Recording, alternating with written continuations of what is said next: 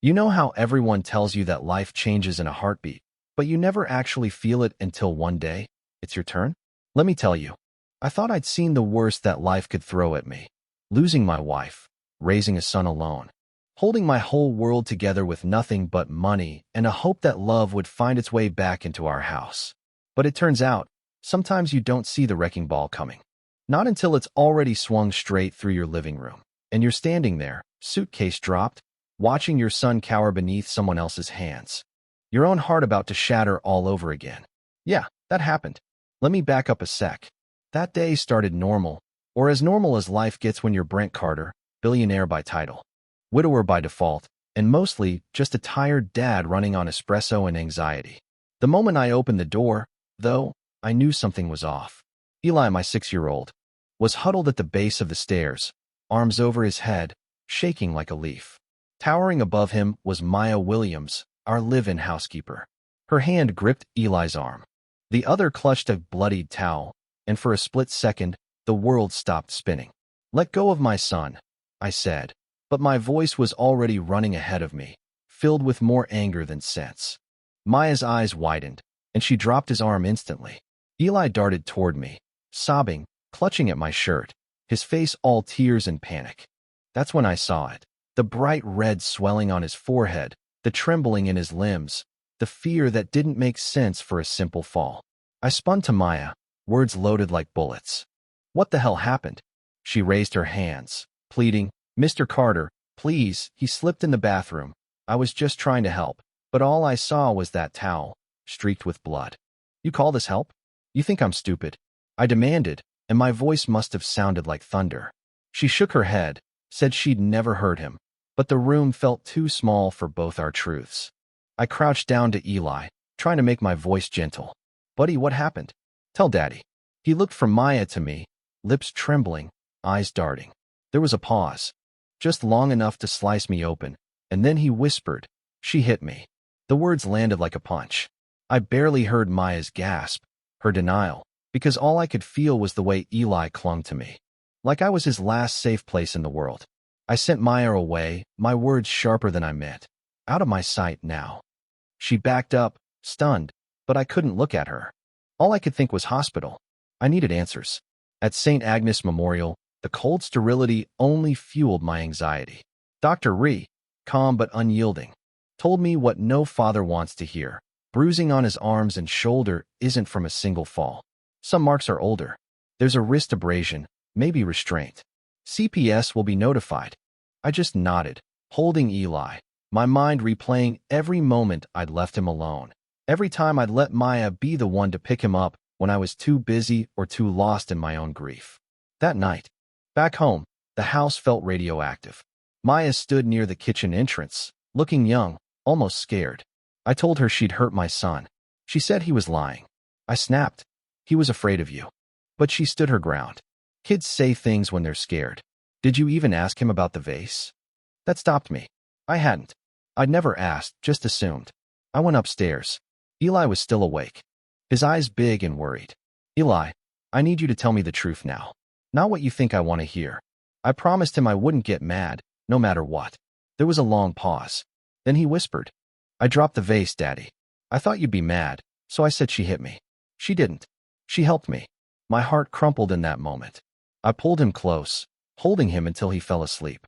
Guilt gnawing through me, not just for what I'd done, but for what I'd let fester in our home. Downstairs, Maya was packing, her movements silent and heavy. She waited by the door, her suitcase half-zipped, not from guilt, but from the sting of injustice. I found her in the hallway, her face hard to read. I told her. He told me the truth. Her reaction was barely a flicker. "I see."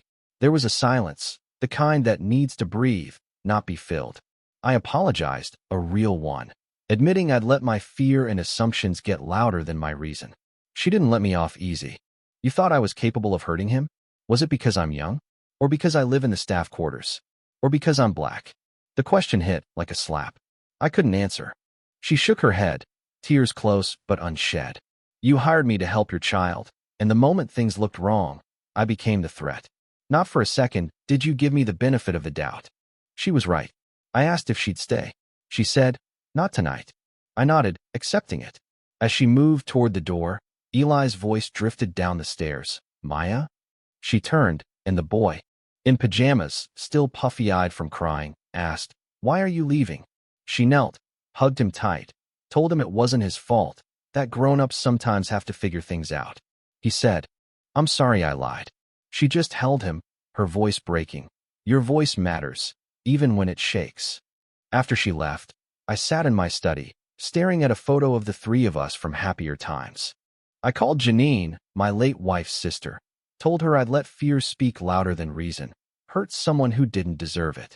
She said, You fix it with action, not just words. Days passed. Maya didn't answer my calls or emails. Eli asked every day if she'd come back. I tried to be present, to make up for lost time, but I knew the house was emptier without her, not just in chores, but in the way she filled the quiet, the way she made us whole. Finally, I found her, living in a small apartment across town. I didn't ask for forgiveness. I brought Eli's sketchbook, told her he'd drawn our family, and put her in it. I told her I wanted to understand, to listen, not defend myself, just to hear her. She told me she'd lost count of the times she'd been assumed guilty first, innocent later. You walked in that night and didn't even ask. You just decided I was the villain.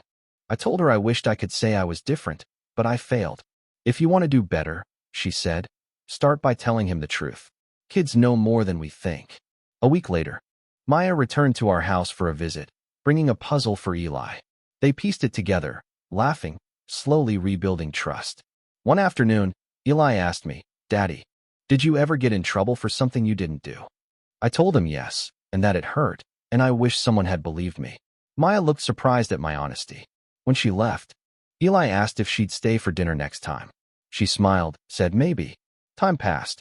Healing came in slow, uneven steps, in building birdhouses that kept falling apart, in awkward phone calls, in puzzle nights and bedtime stories.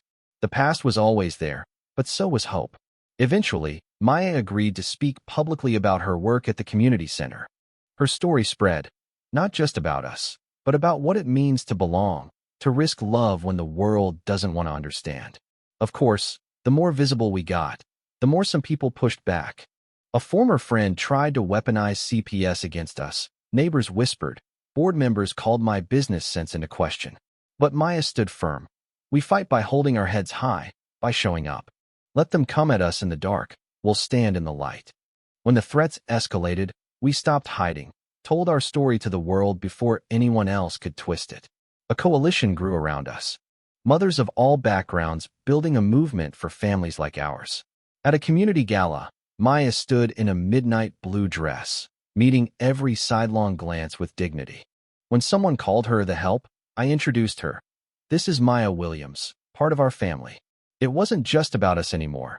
It was about every family that doesn't look like the movies.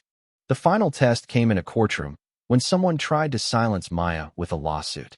She stood her ground, trembling but unbroken, her truth echoing for every woman who'd been told to shrink. The judge ruled in her favor, defending the right to speak lived experience, and outside the courthouse, as Eli wrapped his arms around her, I knew the storm hadn't broken us. It had revealed who we were, and who we could become. In the end, healing wasn't neat. It wasn't quick. But every day, as autumn bled into winter, as Eli brought home drawings of rockets and heroes and families that didn't match on the outside but did on the inside, I understood what Rachel, my late wife, meant in her letter. Let our son see you healed. Let him see you loved. That's what we were now. Not perfect, but whole in our brokenness, building something new with every sunrise, every apology, every act of courage. So what do you think, watching from the outside? Would you have believed Maya, or me, or Eli? What would you have done if you'd walked in on that scene? Share your thoughts below. Let's talk about what justice, family, and forgiveness really mean. Because in the end, the story isn't just mine, or Maya's, or Eli's. It's ours, and it's still being written.